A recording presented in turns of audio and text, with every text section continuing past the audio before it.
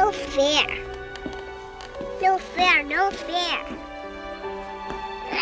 Have you ever wondered where movie props and things used in films end up after a movie wraps filming? No? Just me? Okay. Take two.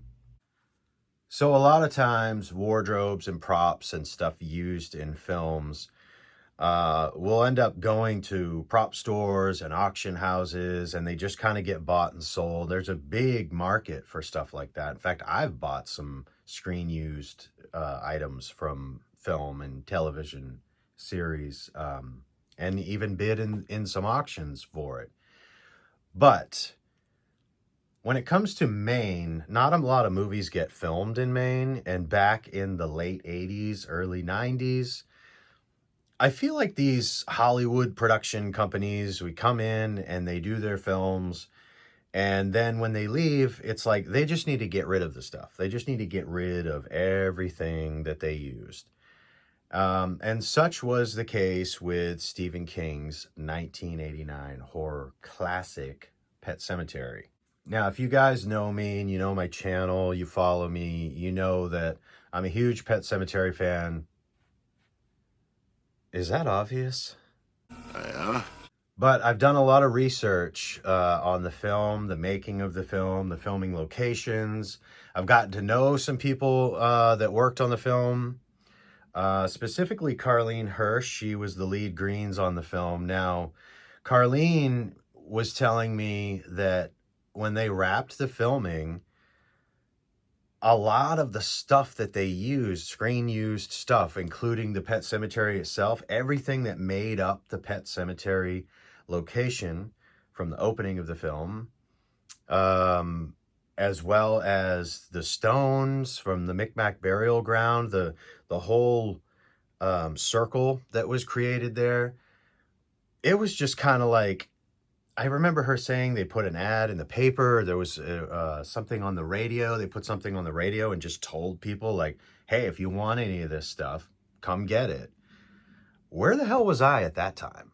No! But anyway, the point is, these were things that people could just come and take. They weren't shipping this stuff back to California. They didn't care. They just needed, the movie was over.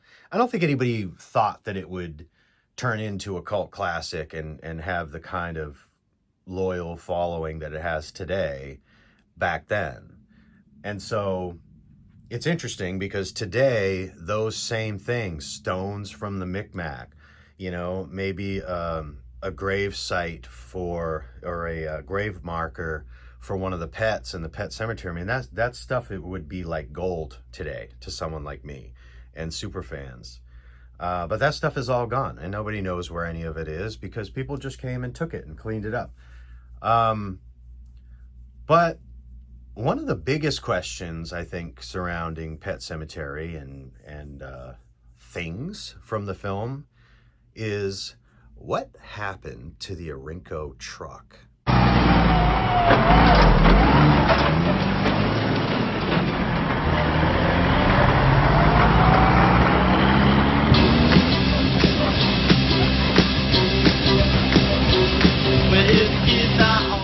So back on October 12th in 2018, I saw an article on WCYY.com, which is, WCYY is a local Maine radio station.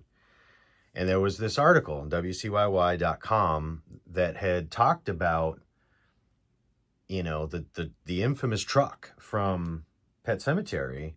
Have you ever wondered where it is or what happened to it? Would you believe us if we told you it was still in the Maine woods? Because it is. And I was immediately like, oh my God, that truck is still here somewhere in Maine?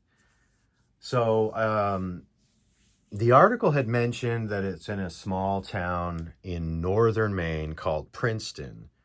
As of 2023, the town of Princeton had a population of less than 1,000 people. I think it was like 750 people, right? So small town. And That's all they said. It didn't give an address. There was no other information on there whatsoever. So I decided to take it upon myself to do a Google Earth search of the entire town of Princeton, Maine. And I did that. And I was just looking for anything red, right? Because I knew the truck was red. So I'm looking for something that's red, some giveaway. And I'm literally bird's eye view combing the entire town of Princeton, Maine, which is right on the Canadian border, by the way. And I ended up finding something that, it could have been the truck. I wasn't sure. But it was red, and it was kind of sitting in the woods off of like a little dirt lot, if you will. And with Google Earth, I tried to zoom in and get a closer look, but you could only zoom so far. It would blur out. You couldn't really tell what it was. So, long story short, on a hunch, I ended up pinning that location and driving from my home in Maine, which was about a 3.5 hour drive from where I live to Princeton, just on a hunch that might be it. I had no clue. And lo and behold, I drive all the way to Princeton, and it is the truck. I couldn't believe it. My mind was blown. It was a long drive to get there for what, 10 minutes of time, right? A very long drive to get there. But I was blown away to be able to confirm beyond the shadow of a doubt that was the truck. And if there was any doubt about it, it had like a little placard or whatever on the dash on the passenger side that literally says used in Stephen King's Pet Sematary. So, I mean, obviously there was no disputing that. And I was approached by the woman who lived at that property. She wanted to know what I was doing there. I told her. At that time, she had told me that nobody had, she wanted to know how I found out that it was there, because nobody has come by, right? Nobody's come by. Nobody knew that it was there. So she was really curious about how I knew that it was there. And I had to explain to her my embarrassing story about how I, scoured Google Earth looking for something red in the middle of the woods.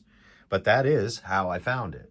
Now, the reason that this is an interesting story, for me anyway, is the simple fact that article was posted on October 12th of 2018. And within 6 days, so October 18th is the day that I drove to Princeton and confirmed that the truck was there. So less than a week after that article had come out.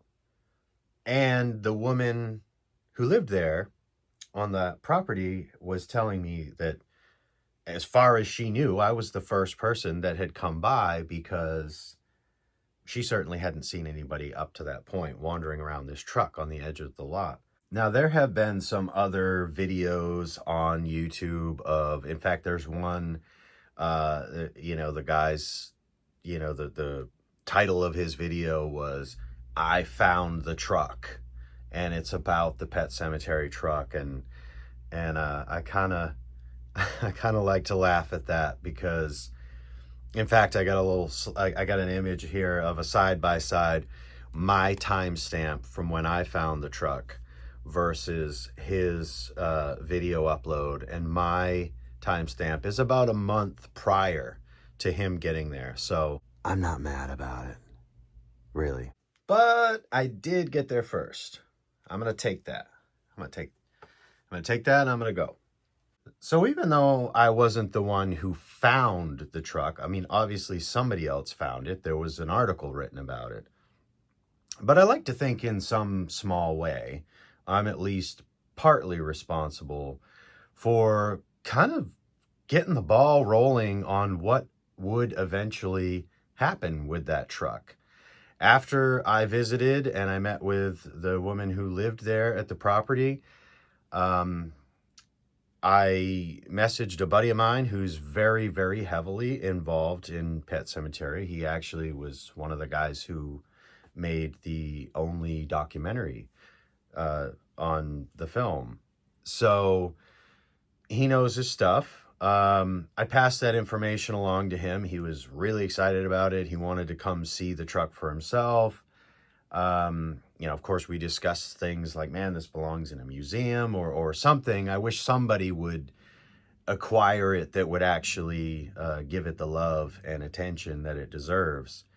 And that's what happened. So there's a gentleman who owns a company called VL Tamaro. It's a heating oil company up in Baileyville, Maine. Baileyville's right near Princeton. He wanted to buy the truck, and I, from what I understand, he attempted to. He reached out to the owner at one time. The owner didn't really want to sell it for whatever reason. And then eventually, the owner ended up calling him, however many months down the road, or weeks, I'm not sure, and said, hey, do you still want to buy the truck? And of course he did.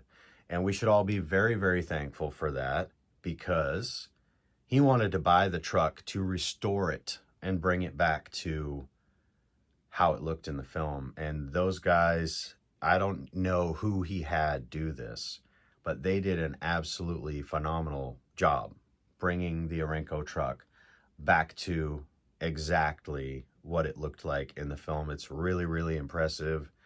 And in 2024, 6 years, almost to the day, the Bangor Comic and Toy Con got the Orinco truck along with the truck driver, Donnie Green, in attendance. He was the guy who played the truck driver in the film. So he and Donnie and the truck were in attendance at the Bangor Comic and Toy Con in 2024. And they had a Pet Sematary reunion. It was amazing. I loved it. But basically,